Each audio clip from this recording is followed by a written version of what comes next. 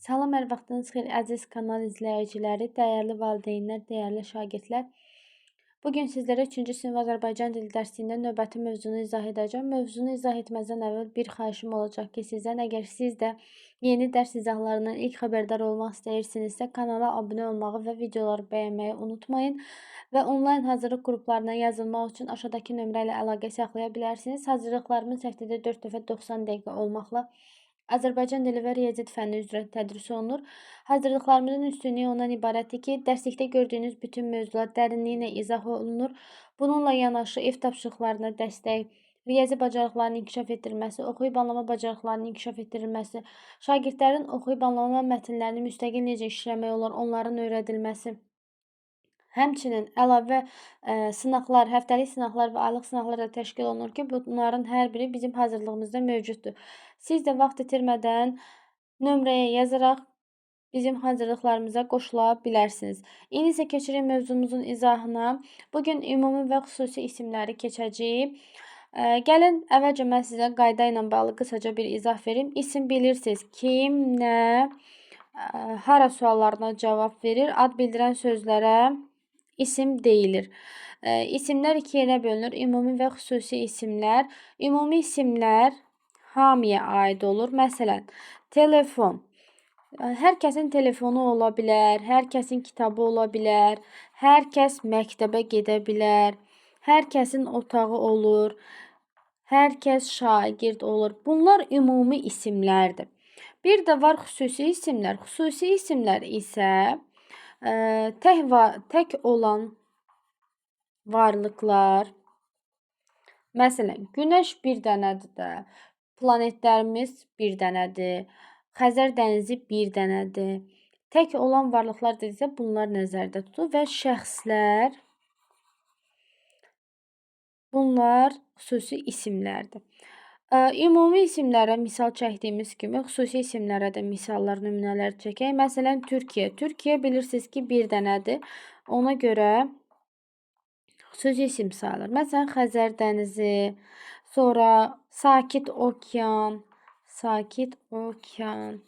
daha sonra, məsələn, Bakı, daha sonra yazırıq Tural, Fatimə,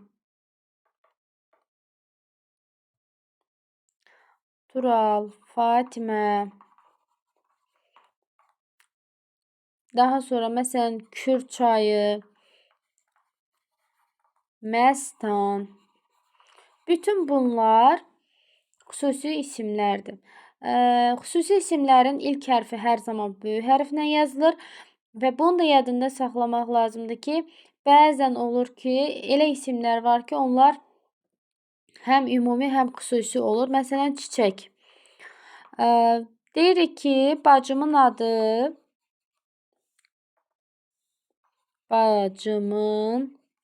adı çiçəkdir.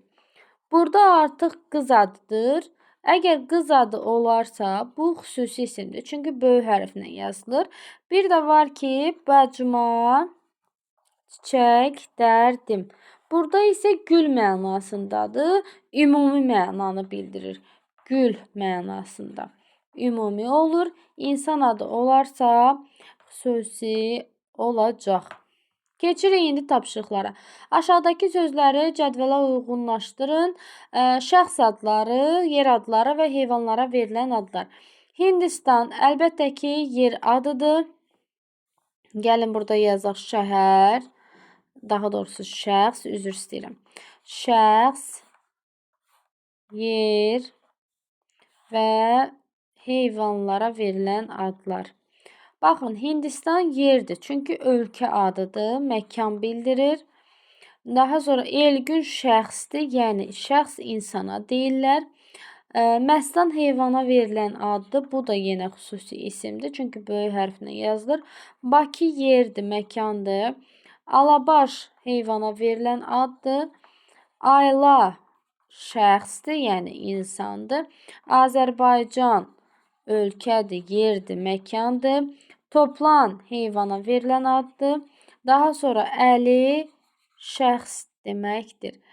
Qaydanı mən sizə izah elədim. İndi isə keçirik B tapşırığına. B tapşırığında deyir ki, aşağıdakı ümumi isimlərə aid olan xüsusi isimlər deyin. Məsələn, şəhər, Bakı şəhəri. Daha sonra müəllim, məsələn, Səbinə müəllim.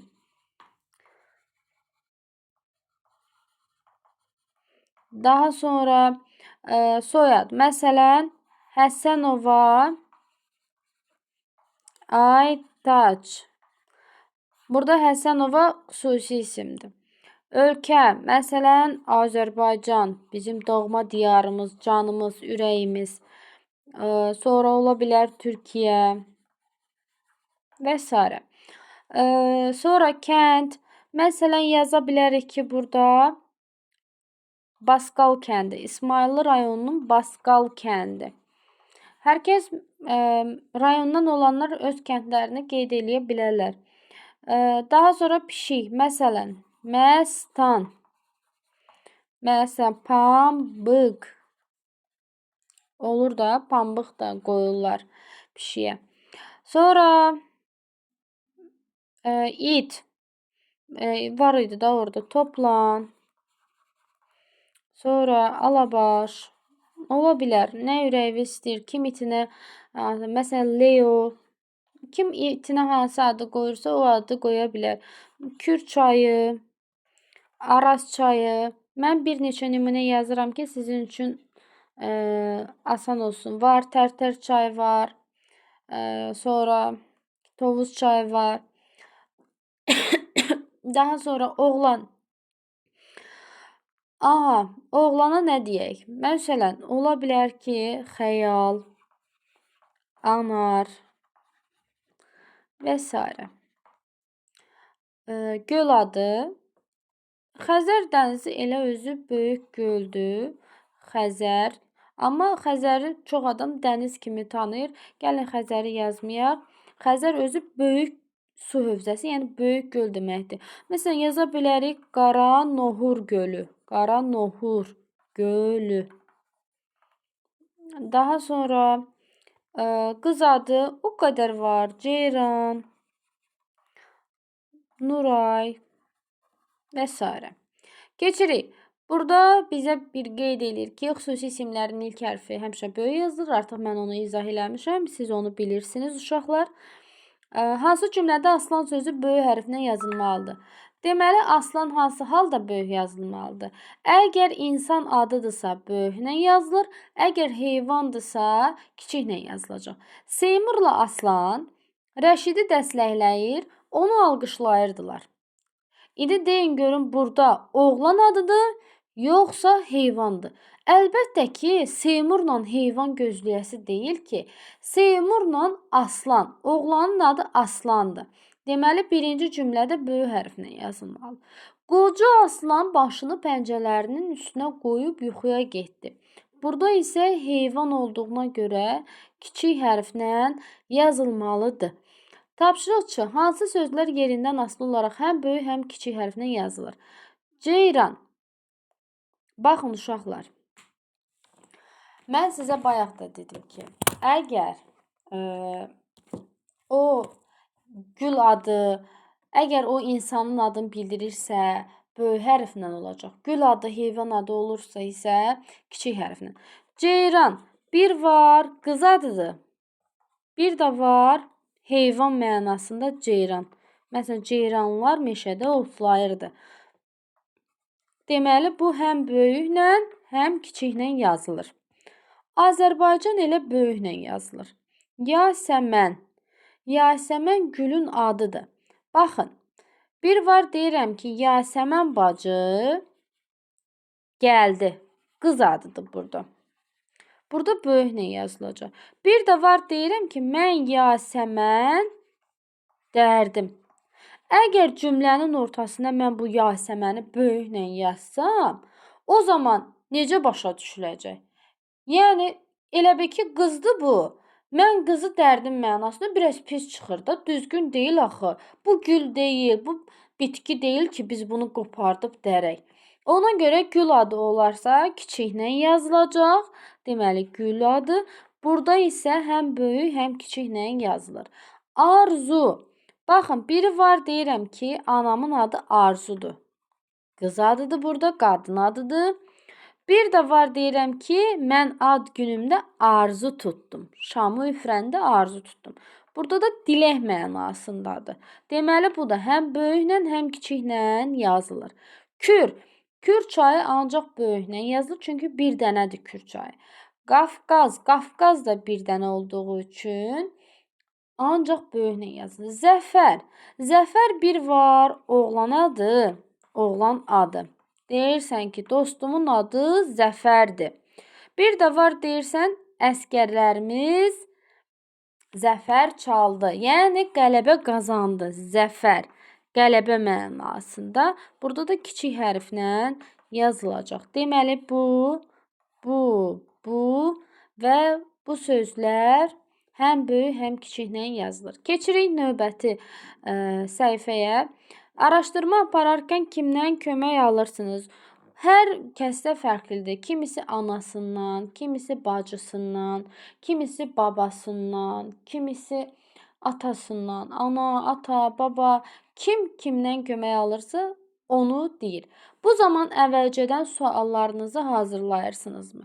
Məsələn, araşdırma apararkən tutalım ki, siz Qız Qalası haqqında araşdırma aparırsınız. Sizə əvvəlcədən maraqlı gələn suallar olmalıdır. Qız Qalası nə vaxt yaranıb, harda yaranıb, niyə Qız Qalasının adı Qız Qalası qoyulub, onun memarı kimdir? Siz bilirsiniz ki, artıq araşdırma aparanda bu suallara cavab tapmaq istəyirsiniz. Ona görə də, bəli, biz əvvəlcədən suallar hazırlayırıq. Gənc Müxbirlər Dərnəyinin üzvləri hər ay Divar qəzeti hazırlayırdılar. Qəzetin növbəti sayı dünya xalqlarının adət-ənənələri adlanırdı. Gənc müxbirlər xarici ölkələrin nümayəndələrindən bu mövzuda müsahibə aldılar. Hindli qonaq Stara Melo ilə müsahibə. Salam cənab Melo, xoş gördük. Cənab Melo, illərdir ki, Azərbaycanda yaşayırsınız. Azərbaycan xalqının hansı bayramlarını tanıyırsınız? Azərbaycanda keçirilən Novruz bayramı, Qurban bayramı mənim çox xoşuma gəlir. Bu bayramlarda ailəyə bağlılıq, böyüklərə hörmət, imkansızlara əl tutmaq kimi gözəl xüsusiyyətlər özünü göstərir. Cənab Mello, bəs Hind xalqının hansı milli bayramları var? Hindistanda çox qədim vaxtlardan Holi bayramı qeyd edilir. Təbiətin, torpağın oyanmasını bayram edən insanlar bir-birini müxtəlif rənglərə boyayırlar. Maraqlıdır. Bəs rənglər paltara, dəriyə, ləkə salmır? Xeyr, çünki həmin rənglərin yağ qarışığı olmur. Adi su ilə yuyan kimi təmizlənir. Bəs bu festivalda istifadə olunan rənglərin bir mənası varmı? Bəli, Holi şənliklərində istifadə olunan rənglərin hər birinin öz mənası var. Məsələn, yaşıl rəng canlanmanı, mavi rəng sakitliyi, sarı rəng isə Allaha bağlılığı ifadə edir. Cənab Mello, bizə vaxt ayırıb müsahibə verdiyiniz üçün təşəkkür edirəm. Çindən gəlmiş rəqqasə Luli Qiangla müsahibə. Xanım Qiang, Azərbaycana xoş gəlmisiniz. Xoş gördük. Bütün Azərbaycan xalqını salamlayıram. Xanım Qiang, bilirik ki, siz tanınmış rəqqasəsiniz. Bizə qədim Çin rəqsləri haqqında məlumat verə bilərsinizmi?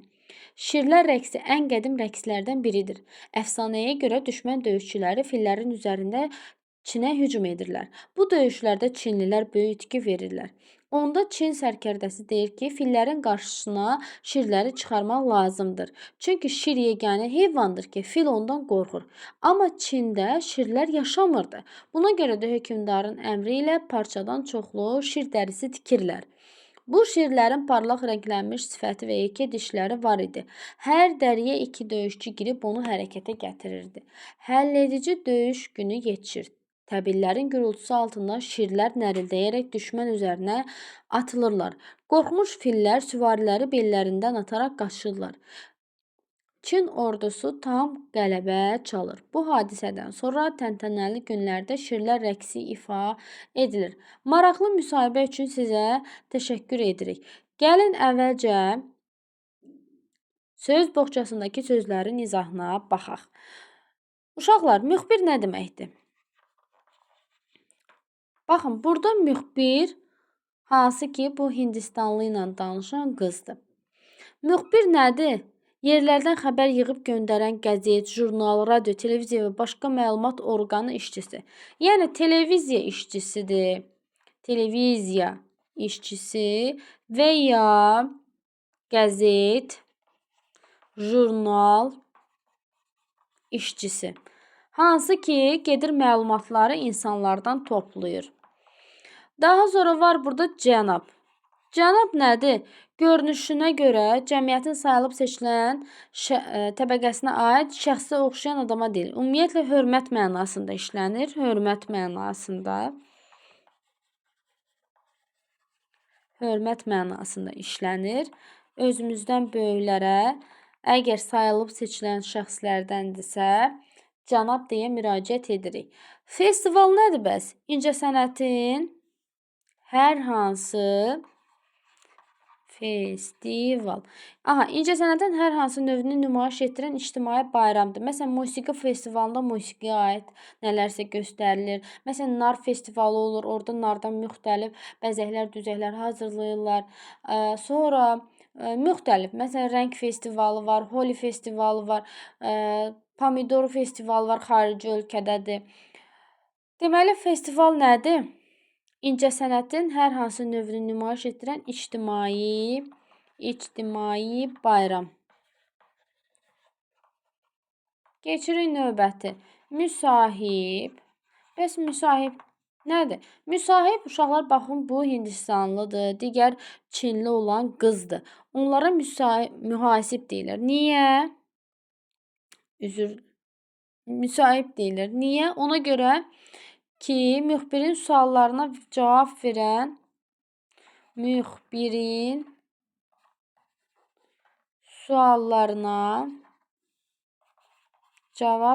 şəxs.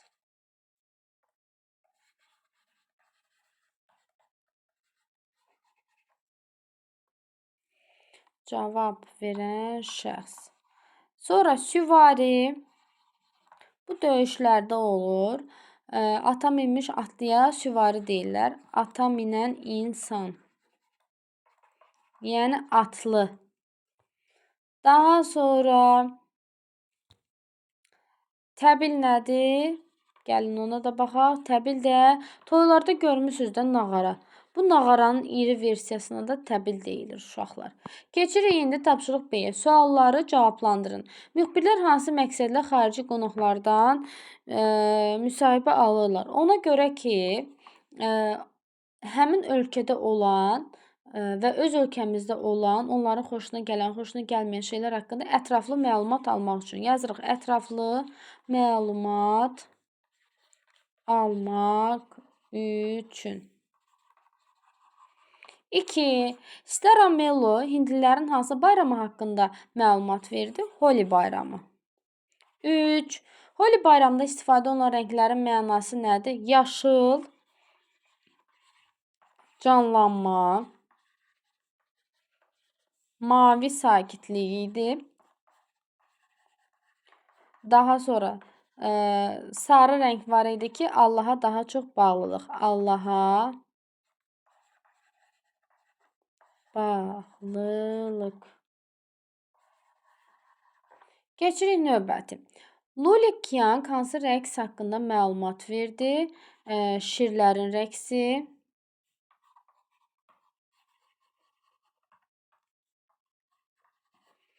Şirlər rəqsi, daha doğrusu üzr istəyirəm. Şirlər rəqsi, şirlərin yox, şirlər. Şirlər rəqsi hansı hadisə ilə bağlıdır? Müharibə ilə, döyüşlə.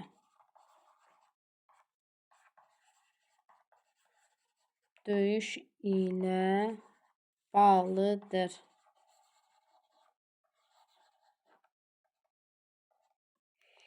Müxbir olsaydınız müsahiblərə daha hansı suallar verərdiniz? Həmin müsahiblərə deyir, hansı sualları verərdiniz? Məsələn, Hindistanlı ilə Çinlinin hər birinə ayrı-ayrılıqda sual verərdim ki, məsələn, milli yeməyiniz hansıdır?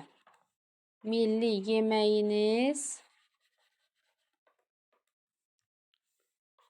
hansıdır? Ölkənizdə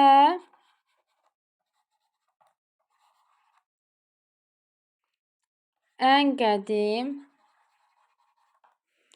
abidə hansıdır? Və yaxud da ölkənizdə milli qəhrəmanınız kimdir? Milli qəhrəmanınız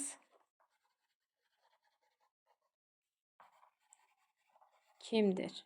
Mənim üçün bu suallar daha maraqlıdır. Keçirik Ç'ya. Azərbaycan rəqslərindən biri haqqında araşdırma aparın və onun haqqında deyir ki, məlumat yazın. Gəlin biz də Azərbaycan rəqslərindən birini seçək. Nəlbəki rəqsi. Nəlbəki rəqsi. Nəlbəki rəqsi haqqında məlumat yazaq. Deməli, Nəlbəki rəqsi Azərbaycanın xalq rəqslərindən biridir. Azərbaycanın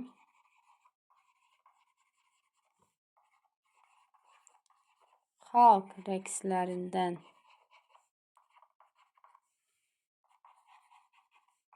biridir. Bu rəqs şən, canlı və oyun xarakterli rəqsdir. Oyun xarakterli. Oyun xarakterli rəqsdir. Daha sonra bu rəqsin rəqs zamanı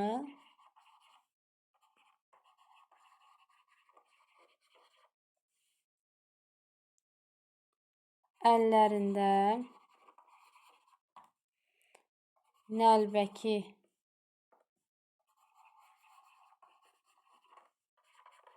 tuturlar. Onunla və onunla səs çıxararaq hərəkət edirlər.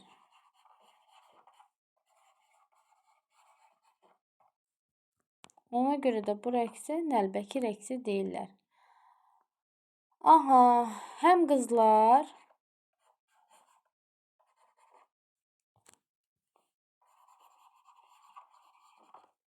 həm də oğlanlar tərəfindən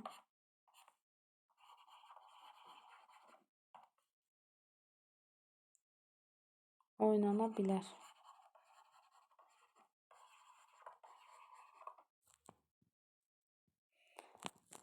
Belə, bu qədər məncə məlumat bəs eləyər. Bugünlük bu qədər. Növbəti video izahlarda görüşmək ümidi ilə sağ olun, salamat qalın.